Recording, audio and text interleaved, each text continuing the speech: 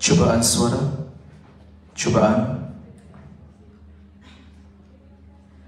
Bismillahirrahmanirrahim. Assalamualaikum warahmatullahi wabarakatuh. Salam wawasan saya titipkan kepada semua warga dewa yang budiman. Terima kasih saudari pengerusi yang bervisi, panel juri pendukung integriti, penjaga masa yang menjunjung prinsip Al-As Pancang Jati Diri, barisan pendidik yang dihormati lagi bermisi, dan rakan-rakan seperjuangan yang dikagumi.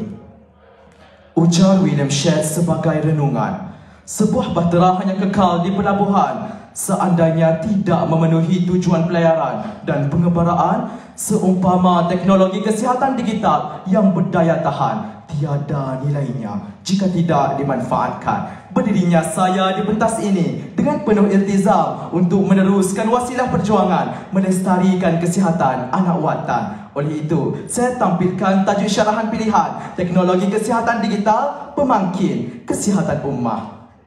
Sebagai pewaris generasi Rabbani di bumi bertuah ini, sanggupkah kita melalui kembali detik-detik duka 18 Mac 2020, perintah kawalan pergerakan yang diperkenalkan meninggalkan kisah silam yang hitam lantaran teknologi kesihatan digital masih pada tahap hidup segan mati tak mahu. Kamus Dewan edisi keempat mentakrifkan teknologi sebagai aktiviti atau kajian yang menggunakan pengetahuan sains untuk tujuan praktis. Kesihatan pula bermaksud kesegaran, manakala digital ialah operasi yang menggunakan angka mewakili data. Pemangkin pula sebagai faktor yang mempercepat sesuatu tindakan. Ummah didefinisikan sebagai umat Islam tuntasnya. Tajuk ini dapat dikonotasikan sebagai penggunaan teknologi digital dalam bidang perubatan mampu menambah baik kesihatan ummah.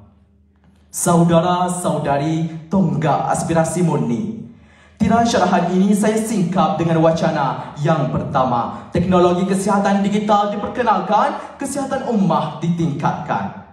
Hal ini membawa konotasi bahawa pengenalan teknologi digital dalam bidang perubatan menjadi batu loncatan yang cukup memberangsangkan dalam meningkatkan tahap kesihatan ummah. Uswahnya, sewaktu rakyat dan pemimpin seolah-olah merasa air diminum rasa duri, nasi dimakan rasa sekam akibat cengkaman pandemik COVID-19, pengenalan aplikasi MySejahtera telah membantu ummah untuk mengakses maklumat kesihatan, ujian saringan dan tempahan janji temu vaksinasi dengan lebih mudah.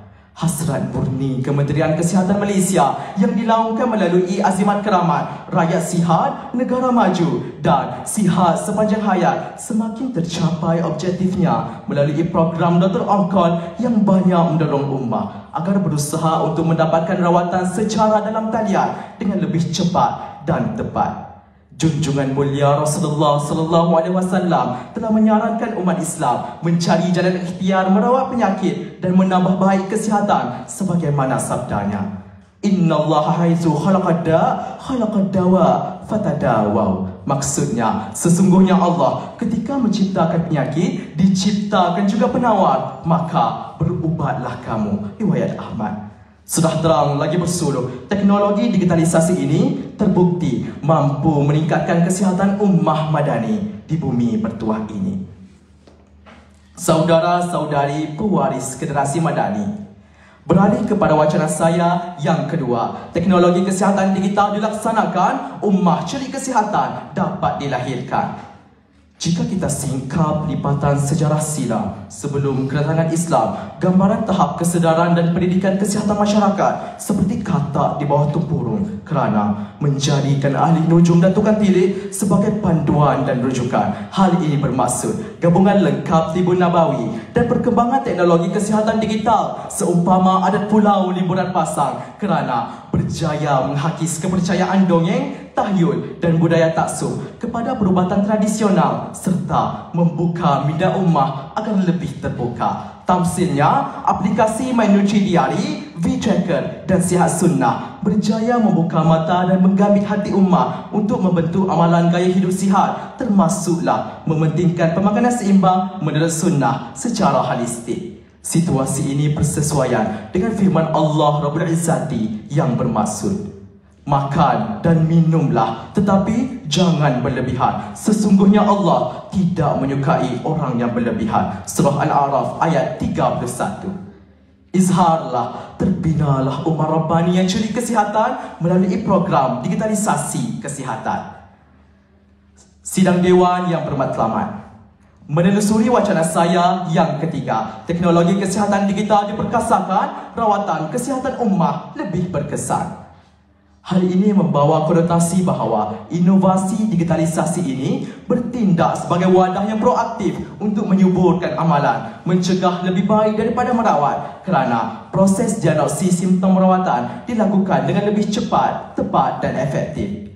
Berdasarkan statistik yang dikeluarkan oleh Kementerian Kesihatan Malaysia pada tahun 2023, Dato' Seri Dr. Zulkifli Ahmad telah menyatakan bahawa setelah terbukti keberkesanannya, lebih 70% hospital kerajaan telah mula menggunakan sistem digital secara total dalam pengurusan rawatan. Biar kita ambil contoh, Electronic Medical Record membantu mengesan penyakit TB lebih awal dan membekalkan capaian maklumat yang pantas untuk rawatan segera sebelum kudis menjadi toka dan bisul menjadi nanah.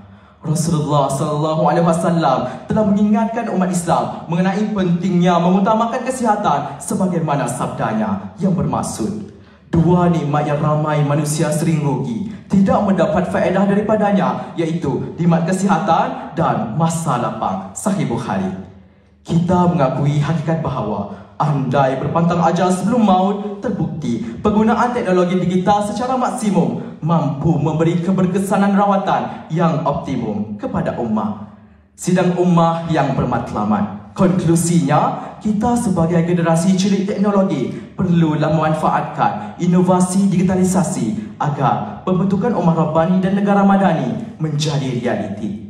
Selagi nyawa dikandung badan, isu penjagaan kesihatan bukan pilihan, tapi satu kewajipan yang perlu diutamakan. Kita tidak mahu pisang berbuah dua kali akibat serangan pandemik dan penyakit kronik yang semakin menjadi-jadi hingga meragut nyawa tanpa simpati. Semoga inovasi digitalisasi mampu memberikan kebaikan dan sinar harapan untuk melestarikan kehidupan anak watan yang penuh dengan cabaran kesihatan. Sekian, wabillahi taufiq wal hidayah. Wassalamualaikum warahmatullahi wabarakatuh. Terima kasih.